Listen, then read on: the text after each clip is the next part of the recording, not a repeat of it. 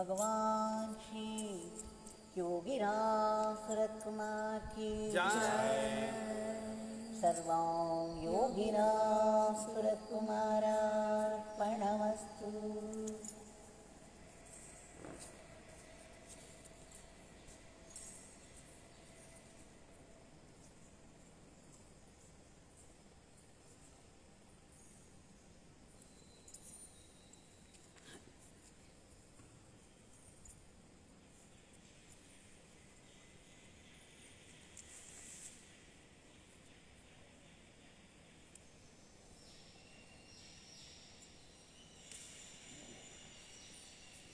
பகவானிடம் இன்றைக்கு அவருடைய நாமத்தை சொல்ல வைத்ததற்கு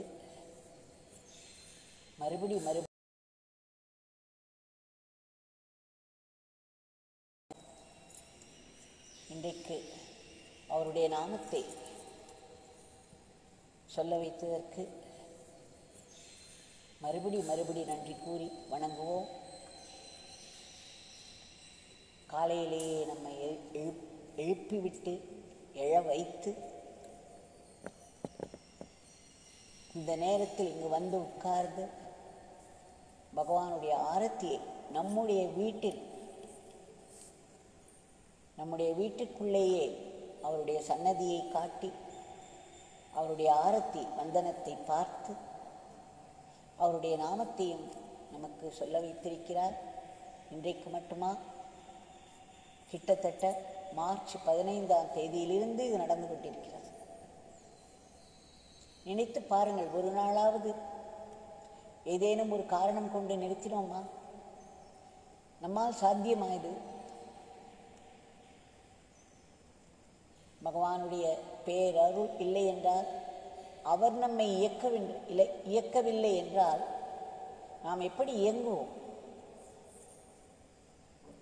அதுவும் விடிகாலை வேளையில் எத்தனை அலாம் வைத்தாலும் இன்னும் ஒரு 5 நிமிடம் தூங்குவோமே என்று சொல்லி 50 நிமிடம் கழித்து எழுந்திருப்போம் அல்லவா? அதையெல்லாம் தாண்டி நம்மை எழ வைத்து சரியாக அந்த நேரத்தில் ஆரத்தியை பார்க்க வைத்து, ஒரு கட்டாயம் இல்லை என்றால் நம்மால் பார்க்க முடியாது. பொங்கி வரும் பக்தி இருந்தால் அது வேறு விஷயம். அரைகுறை பக்தி என்ற பெயரில் ஏதோ ஒரு ஈடுபாடு தொடர்ந்து நம்மால் இப்படி செய்வதெல்லாம் ஒவ்வொரு நிமிடமும் அவருடைய அருள், அவருடைய பேரருள் நம்மை அசைத்து கொண்டிருக்கிறது. அதற்கு நாம் எத்தனை முறை அதை நினைத்து அந்த அருள் இல்லாமல் இது முடியாது என்ற உணர்வை நமக்கு கொடுப்பதற்கும் ஒரு அருள் வேண்டும் அல்லவா? அதை கொண்டாடி நன்றி சொல்வதற்கும் ஒரு அருள் வேண்டும். இப்படி பார்த்தோமானால் ஆரம்பத்திலும் அருள், நடுவிலும் அருள், முடிவிலும் அருள். அருளன்றி ஒன்றும் அசையாது. அந்த பகவானிடம் இன்றைய பிரார்த்தனையை நாம் சமர்ப்பிக்கும் முன்பு 2 காட்சிகளை பார்ப்போம். அவருடைய பேரருள் எப்படி வேலை செய்திருக்கிறது என்று பார்ப்போம். தெவிட்டாத ஆனந்தம், அவருடைய லீலைகளை கேட்பது, அதை மற்றவர்களுக்கு சொல்வது, அதை அனுபவித்து அந்த நேரத்தில் அதை நாம் வாழ்வது ஒவ்வொரு க்ஷணம். திரு ராஜதங்கம் சென்னை இங்கு வருவார். அவருடைய மனைவியோடு, அவருடைய பெண்ணோடு வருவார். அடிக்கடி வருவார். மிகவும் எப்பொழுதும் உற்சாகமாகவே இருப்பார். நான் நினைத்துக் கொள்வேன், எப்பொழுது பார்த்தாலும் அப்படி ஒரு சிரிப்பு இருக்கும் அவருடைய முகத்தில். மிகவும் உற்சாகமாக இருப்பார். மிகவும் பிரியத்துடன் வந்து பேசுவார்.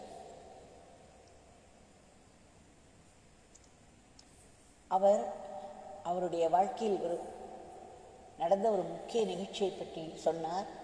அவர் பாத பூஜை செய்ய வந்திருந்தார். ஒரு முறை இங்கு பலமுறை வந்திருக்கிறார், பலமுறை பாத பூஜை செய்திருக்கிறார்.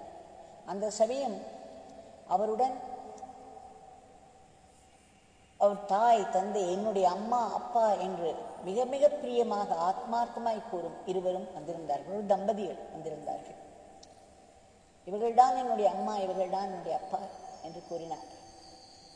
அப்பொழுது அது 10வது காட்டேஜ். பாத பூஜை முடிந்து இந்த பாதங்களை நாங்கள் அந்த இடத்தில் வைத்த பிறகு அங்கு உட்கார்ந்து அவர்களை பற்றி சொல்லும்படி கேட்டேன். அப்பொழுது அவர் சொன்னார், அது தவிர அவர் அதை பற்றியும் எழுதியிருக்கிறார். அவர் சொன்னார், சிறு வயதிலேயே தாய் போய்விட்டதால் அந்த தாய்க்காக இவர் மனம் ஏங்குமா.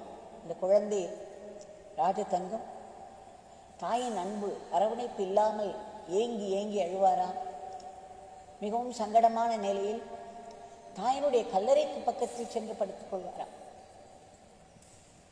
அவருடைய தந்தையார் மறுமணம் செய்து கொண்டு இவரை கவனிக்காமல் விட்டுவிடுகிறார்.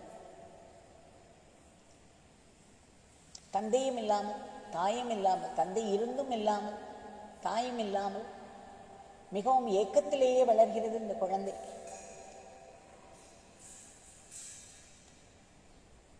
தாயின் அன்புக்காக ஏங்கிக் கொண்டே இருந்தார். 31 வயது ஆகிவிட்டது அவருக்கு. அந்த சமயத்தில் திருமணம் ஆகி ஒரு குழந்தை, பெண் குழந்தை லட்சுமி பிரபா, 3 வயது. ஒரு முறை அவர்கள் காணிமடம் சென்றிருந்த பொழுது அங்கே ஒரு பகவானுடைய படம் கிடைத்ததாம். அந்த படத்தை அவருடைய மனைவி வாங்கி கொண்டு வந்தார்களாம். அதன் பிறகு அவருக்கு ஏதோ ஒரு ஈர்ப்பு, இவரை சென்று பார்க்க வேண்டும் என்று. பிறகு அவர் தன் மனைவியை அழைத்து கொண்டு இந்த 3 வயது குழந்தையையும் அழைத்து கொண்டு சன்னதி தெரு வீட்டுக்கு வருகிறார். காலை 8 மணி முதல் அங்கேயே நின்று கொண்டிருக்கிறார். எல்லோரும் சொன்னார்கள், அங்கிருந்தவர்கள், சுவாமியே கூப்பிட்டால்தான் உள்ளே செல்ல வேண்டும் என்று. அதனால் சுவாமி வந்து கூப்பிடுவார் என்று நினைத்து கொண்டு அங்கேயே நின்று கொண்டிருந்தாராம். 9 மணி, 10 மணி, 11 மணி, யார் யாரோ உள்ளே சென்றார்கள், வெளியே வந்தார்கள். இவர் கூப்பிடுவதற்காக காத்து கொண்டிருந்தார். இது ஒரு தவம். நாம் பகவானை காண்பது ஒரு அருள். அவருடைய ஆசீர்வாதங்களை நேர்முகமாய் பெற்றுக்கொள்வது ஒரு அருள். அவரை காண வேண்டும் என்று நாம் காத்திருக்கிறோம் அல்லவா, அது பேரருள், அது ஒரு தபஸ். சுவாமி அடிக்கடி சொல்வார், அவர்கள் காண வருபவர்கள் ஒரு தவம் செய்ய வேண்டும் என்று. அவர் கோர தபஸ் செய்து அல்லவா இந்த இறை சக்தியை பெற்றார். அந்த இறை சக்தி நாம் அடைவதற்கு ஒரு சிறிதளவாவது தவம் செய்ய வேண்டும் அல்லவா. அந்த தவம் செய்தோமானால் அந்த அருளை நாம் தேக்கிக் கொள்ள முடியும். இல்லை என்றால் அதனுடைய அருமையை நம்மால் முழுதும் உணர முடியாது. அந்த பக்குவத்திற்கு அந்த தவம் தேவை. அவர் நின்று கொண்டிருக்கிறார். கிட்டத்தட்ட 1 மணி ஆகிவிட்டது மத்தியானம். கையில் வாழைப்பழம் வாங்கி கொண்டு சுவாமிக்காக உட்கார்ந்து கொண்டிருக்கிறார். 1 மணிக்கு வந்து யாரோ சொல்லிவிட்டார்கள், காலை தரிசனம் முடிந்து விட்டது, எல்லோரும் போய்விட்டு 3 மணிக்கு வரலாம் என்று சொன்னார்களாம். இவர் அங்கேயே சற்று தள்ளி உட்கார்ந்து விட்டார் ஒரு ஓரமாய். அந்த குழந்தைக்கு கையில் கொண்டு இருந்த பாலை கொடுத்தார்கள். ஒரு 3 மணி அளவில் பகவானே வெளியே வந்தாராம். பகவானுக்கு தெரியாததே கிடையாது. தனக்கு வீட்டிற்கு வெளியே யார் உட்கார்ந்து கொண்டிருக்கிறார்கள், என்ன நடக்கிறது, நான் பார்த்திருக்கிறேன். அவரை பல பரிமாணங்களில் பார்த்திருக்கிறேன். அலாஸ்காவில் என்ன நடக்கிறது என்று அவருக்கு தெரியும். ஆஸ்திரேலியாவில் என்ன நடக்கிறது என்று தெரியும். அர்ஜென்டினாவில் என்ன நடக்கிறது என்று தெரியும். நாம் கையில் இருக்கும் டார்ச்சை, ரொம்ப இருண்ட இடத்தில் ஒரு டார்ச்சை எடுத்துக்கொண்டு போய் அதன் ஒளியை எதன் மீது செலுத்தினாலும் அங்கு இருக்கும் பொருள் நமக்கு தெள்ளத் தெளிவாக தெரிகிறதல்லவா. அந்த மாதிரி அவர்களுடைய மனதை எதன் மேல் வைக்கிறார்களோ அதை பற்றிய அத்தனை உண்மைகளும் அவர்களுக்கு தெரிந்துவிடும். சுவாமிக்கு தெரியாமல் இல்லை ராஜதங்கத்தை எதற்காகவோ அப்படி காத்திருக்க வைத்தார். அந்த தவம் அவருக்கு தேவையாய் இருந்திருக்கும். அந்த தவத்தினால் பெரும் பலன் கிட்டியிருக்கும். அவருடைய மனத்திற்கு ஒரு பக்குவத்தையும் கொடுத்திருப்பார். பிறகு பகவானே எழுந்து வெளியே வந்து இப்படி சுற்றுமுற்றும் பார்க்கிறார். அதன் பிறகு உள்ளே சென்று விட்டு இந்த மதியம் கூட்டத்தில் இந்த குழந்தையை வைத்துக் கொண்டிருக்கிறார்களே அவர்களை உள்ளே அனுப்பிட்டு இவர்களைத்தான் முதலில் கூப்பிடுகிறார்.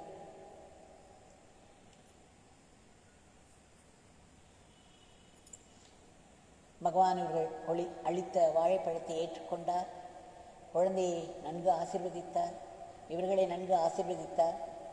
அதன் பிறகு அந்த காத்திருந்த நேரம், பகவானை நினைத்து ஏங்கிய நேரம், பிறகு பகவானுடைய தரிசனம், இவருடைய காணிக்கை அவர் ஏற்றுக்கொண்டது, அவருடைய ஆசீர்வாதம், பகவானுடைய உருவம், அவருடைய கண்கள், அவருடைய கோலம் எல்லாம் அவர் மனதில் ஆழ பதிந்து விட்டது. அதன் பிறகு ராஜதங்கத்தின் பகவான் ஆகிவிட்டார். அவர் என் பகவான் என் பகவான் என்று அவர் கொண்டாட ஆரம்பித்து விட்டார். அதன் பிறகு அவருடைய வாழ்க்கையில் நல்ல முன்னேற்றம். அவருடைய கிராமத்தில் அவருக்கு எவ்வளவோ பெரிய இடமெல்லாம் இருந்தாலும் சென்னையில் வந்த பொழுது மிகுந்த ஒரு சின்ன வீட்டில் தான் இருந்தார், வாடகை வீட்டில். ஆனால் அதன் பிறகு பல பல முன்னேற்றங்கள் வந்து ஒரு புது வீடு கட்டிவிட்டார். அதற்கு கிரகப்பிரவேசமும் குறித்து விட்டார். அதற்கு தன்னுடைய தந்தை வர வேண்டும் என்று சென்று அவரை கூப்பிட்டாரா? அவர் தந்தை போ போ என்று சொல்லிவிட்டார். இவர் மனதில் ஒரு ஏக்கம் அல்லவா, சிறு வயதிலிருந்தே எனக்கு ஒரு தாய் வேண்டும், எனக்கு ஒரு தந்தை வேண்டும் என்ற ஒரு ஏக்கம் விஸ்வரூபம் எடுத்தது. இவர் பகவானிடம் வேண்டிக் கொள்ள ஆரம்பித்தார். நாமும் சொல்லி சொல்லி எனக்கு ஒரு தாயை கொடுங்கள், எனக்கு ஒரு தந்தையை கொடுங்கள், எங்கள் வீட்டு கிரகப்பிரவேசத்திற்கு தாயும் தந்தையும் வர வேண்டும், எனக்கு ஒரு தாயும் தந்தையும் வர வேண்டும், எனக்கு கிடைக்க வேண்டும் என்று மிகவும் வேண்டிக் கொண்டார். பகவான் தான் அவருக்கு தாய் தந்தை என்றாலும் பௌதீகமான ஒரு அன்பிற்கு மனம் ஏங்கும் அல்லவா? அந்த மாதிரி அவர் வேண்டிக் கொண்ட பிறகு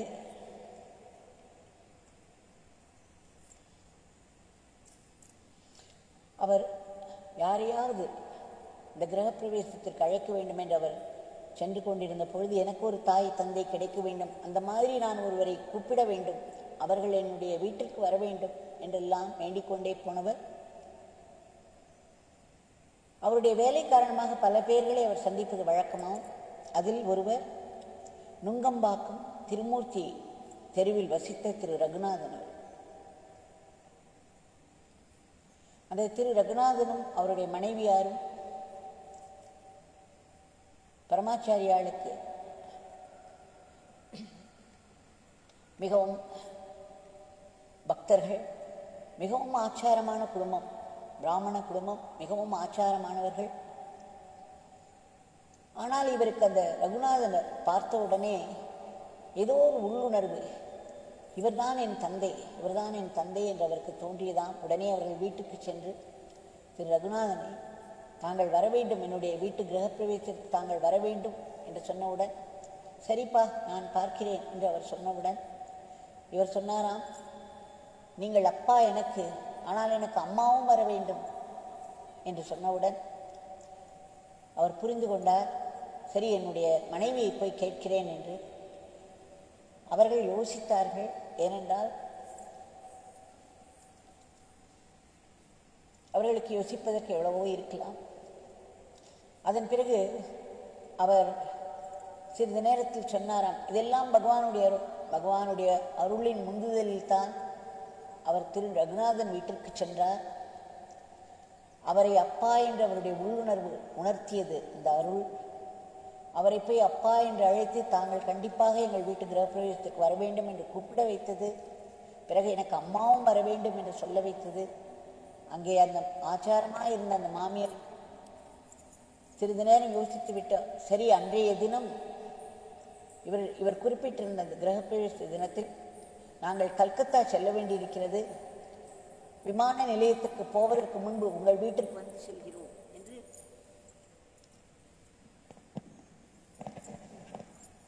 ஒத்துக்கொண்டார்கள்.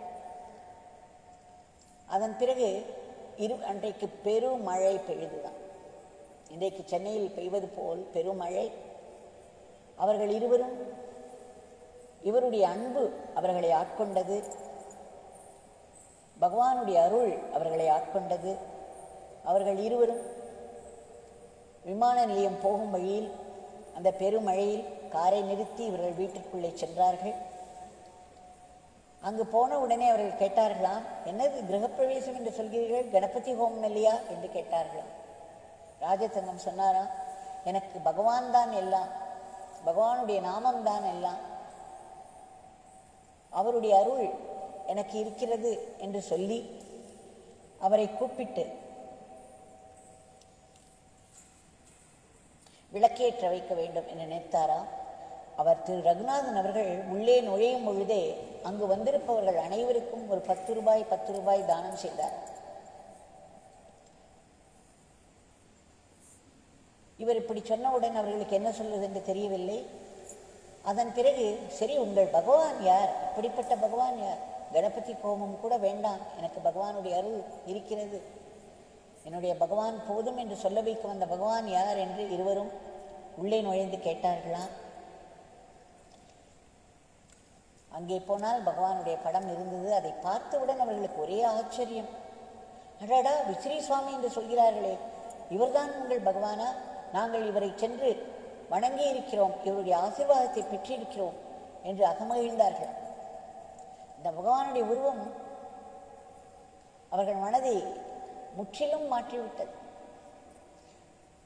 அவருடைய ராஜதங்கத்தின் பிரியத்திற்கு, அன்பிற்கு கட்டுப்பட்டு வந்தவர்கள் இப்படி ஒரு பெரிய ஆச்சரியம் அவர்களுக்கு காத்திருந்தது. அது மட்டுமல்ல, திரு ரகுநாதன் சொன்னாராம், ராஜதங்கம் பார்த்தாயா, எப்படி நம் இருவரையும் உன் பகவான் இணைத்து விட்டார் பார்த்தாயா என்று கேட்டார். அதன் பிறகு அவர் வேண்டிக் கொண்டாராம், ராஜதங்கம் நீங்கள் வந்து விளக்கேற்ற வேண்டும், அம்மா நீங்கள் வந்து விளக்கேற்ற வேண்டும் என்று. அப்பொழுது அவர் மறுபடியும் யோசித்தாராம், ரகுநாதனுடைய மனைவியார், ஏனென்றால் அது ராகு காலம், கிரகப்பிரவேச தினத்தன்று ராகு காலத்தில் விளக்கேற்ற வேண்டும் என்று கேட்டால் ஆச்சாரம் அனுஷ்டிக்கும் அந்த பிராமண தம்பதிகள் யோசிக்க மாட்டார்களா? அவர் மிகவும் தயங்கினாராம். அப்பொழுது ராஜதங்கம் சொன்னாராம், அம்மா இது பகவானுடைய அருள் நிரம்பிய இடம், இதில் எந்த காலத்திற்கும் கோளுக்கும் காலத்திற்கும் பங்கே இல்லை, எதுவுமே செய்யாது, என்னுடைய பகவானுடைய அருள் இருக்கிறது. தாங்கள் ஏனென்றால் அவர்கள் சற்று அவசரப்பட்டார்கள், விமானத்தை பிடிக்க வேண்டும் அல்லவா, விட்டுவிடக்கூடாது, இல்லை நீங்கள் ஏற்றுவிட்டு செல்லுங்கள் அம்மா, ராகு காலம் என்று பார்க்காதீர்கள் என்று சொன்னவுடன் அவர் உடனே இசைந்து விட்டாராம். அருளின்றி இது எப்படி நடக்கும்? அது மட்டுமல்ல, அந்த வீட்டில் விளக்கேற்றி வைத்தார்கள். பிறகு அவர்கள் பால் காய்ச்சும் வரை இருந்து, பாலை அவர்கள் முதலில் சாப்பிட்டு பகவானுக்கு அர்ப்பணம் செய்த பிறகு அவர்கள் முதலில் பாலை அருந்துவிட்டு, பிறகு அவர்களை ஆசீர்வதித்து விட்டு, ராஜதங்கம் அவர் மனைவி குழந்தைகளை ஆசீர்வதித்து விட்டு அவர்கள் சென்றார்கள். அன்று முதல் அவர் சொல்கிறார், இவர்களே என்னுடைய தாயும் தந்தையுமாக இருந்து அவ்வளவு ஒரு அன்பை காட்டுகிறார்கள், என் மனம் நிறைவுற்றது, நான் பகவானிடம் கேட்டது போல் எனக்கு ஒரு தாயும் தந்தையும் கிடைத்து விட்டார்கள், அம்மா அப்பா என்று அவர்களை வாயார கூப்பிடுகிறேன், அவருடைய அன்பை நான் அனுபவித்துக் கொண்டிருக்கிறேன் என்று எழுதியிருக்கிறார். அது மட்டுமல்ல, ராகு காலத்தில் தான் அவர் விளக்கேற்றினார். ஆனால் இன்று வரை நாங்கள் நன்றாக இருந்து கொண்டிருக்கிறோம், அந்த வீட்டில் எங்களுக்கு ஒரு குறையும் வைக்கவில்லை பகவான் என்று சொல்கிறார். இப்பொழுது நாம் இன்னொரு காட்சிக்கு செல்வோம். இது மிகவும் வித்தியாசமான காட்சி. இதே அருள், பகவானுடைய அருள் அங்கு எப்படி வேலை செய்கிறது என்று பார்ப்போம். நான் பெயரை எல்லாம் மாற்றிவிட்டேன், பெயர் சொல்வதற்கு தேவையில்லை. நாம் ஏதேனும் ஒரு பெயரை வைத்துக் கொள்ளலாம். அவரை நாம் வெங்கட்ராமன் என்று சொல்லலாம், அவருடைய மனைவியை கௌசல்யா என்று சொல்லுவோம். இவர்கள் இருவரும் அமெரிக்காவில் வாழ்ந்து வந்தார்கள். 4 வருடங்களுக்கு ஒரு முறை அவர்கள் இந்தியாவிற்கு வருவார்கள். திரு வெங்கட்ராமனுடைய தாயும் தந்தையும் சென்னையில் இருந்தார்கள். இவர்கள் அங்கு வந்து 1 மாதம் தங்குவார்களாம். ஆனால் துரதிருஷ்டவசமாக வெங்கட்ராமனுடைய தாயும் தந்தையும் மிகவும் இவர்களை அலட்சியமாகவும் இழிவாகவும் நடத்துவார்கள். அவரையும் சரி, அவருடைய மனைவியும் சரி. அவருடைய மனைவி அங்கு வந்து அந்த ஒரு மாதத்தில் எத்தனை வேலை செய்தாலும் அதில் ஏதேனும் குத்தம் கண்டுபிடித்து கொண்டே இருப்பார்களாம். இவரையும் ஏதாவது சொல்லிக்கொண்டே இருப்பார்களாம்.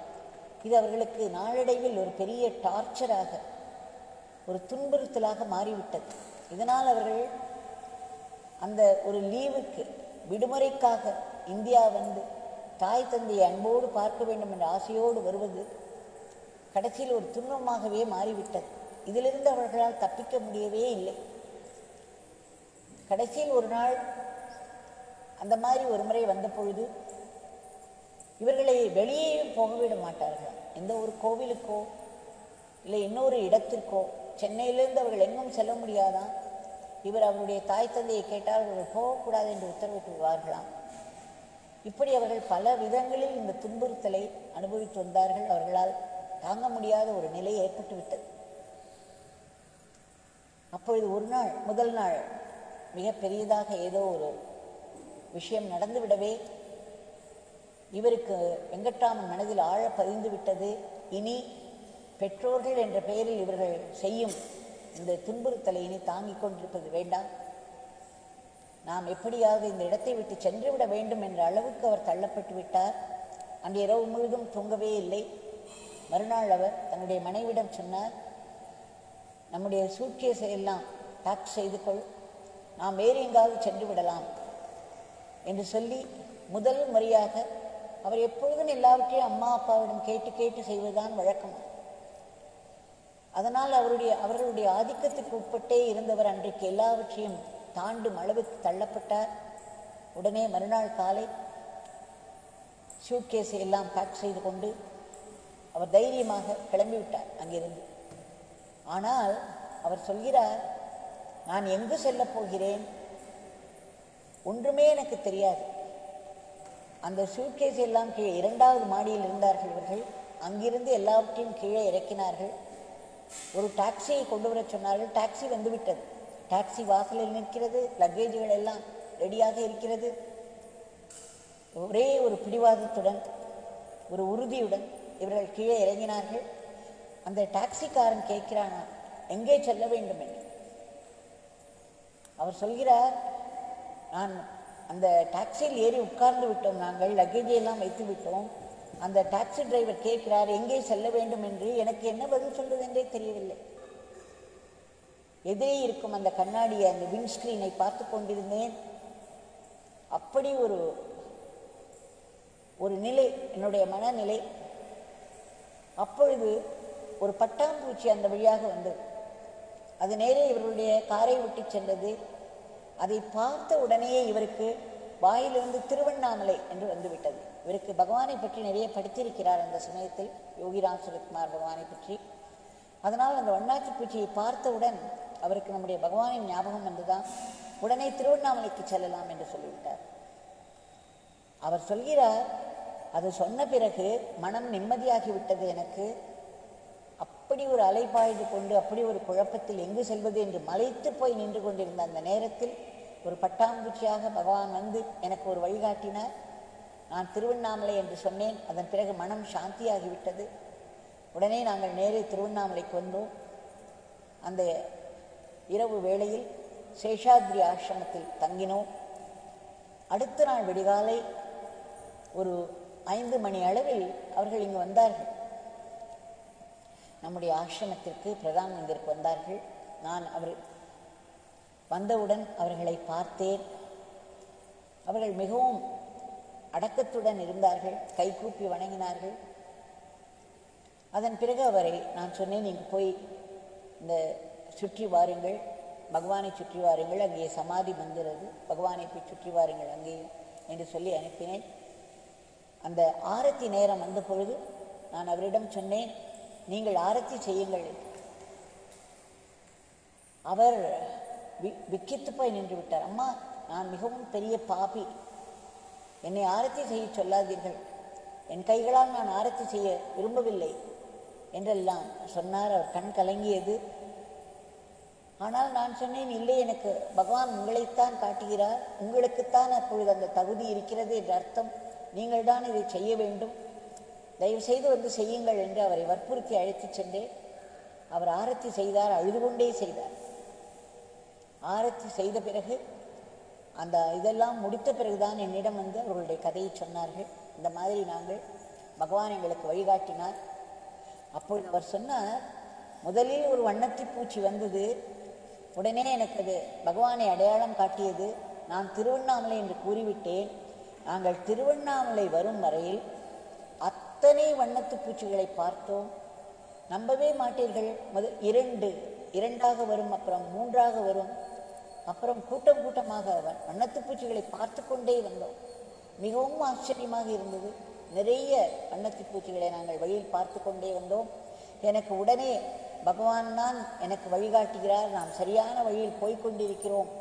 ஒரு திக்கற்ற நிலையில் என்ன செய்வது என்று தெரியாமல் முழித்து கொண்டிருக்கையில் இப்படி ஒரு அருள், இப்படி ஒரு அடையாளம் காட்டி வழிகாட்டுதல் நடந்தது என்று அவர் வியப்போடு சொன்னார். இன்றைக்கு நான் இங்கு வந்த பிறகு நாம் என்ன காரியம் செய்துவிட்டோம், நாம் செய்தது தவறா என்ற ஒரு பெரிய குழப்பத்தில் நான் பாப்பி என்று நினைத்து கொண்டிருந்தேன். ஆனால் நீங்கள் நிறைய வந்து என்னை ஆரத்தி அல்லவா காட்டச் சொல்லிவிட்டீர்கள். இது எப்பேற்பட்ட ஒரு வழிகாட்டுதலை, எப்பேற்பட்ட ஒரு அருளால் பகவான் என்னை ஆட்கொண்டுகிறார் என்று அவர் இருவருமே மனமுருகி சொன்னார்கள். அதன் பிறகு அவர்களுடைய இந்த தாய் தந்தையை பற்றி சொன்னார்கள். உடனே அவர்களுக்கு 2 நாம நோட்டுகளை எடுத்து கொடுத்து, நீங்கள் நாமம் எழுதுங்கள், இந்த ஒரு பிரார்த்தனை செய்து கொள்ளுங்கள், உங்கள் பெற்றோர்களுக்கும் உங்களுக்கும் நடுவே ஒரு நல்ல சுமூகமான உறவு இருக்க வேண்டும், அவர்கள் உங்களை துன்புறுத்தக்கூடாது, மாறாக அன்போடும் பாசத்தோடும் நடத்த வேண்டும்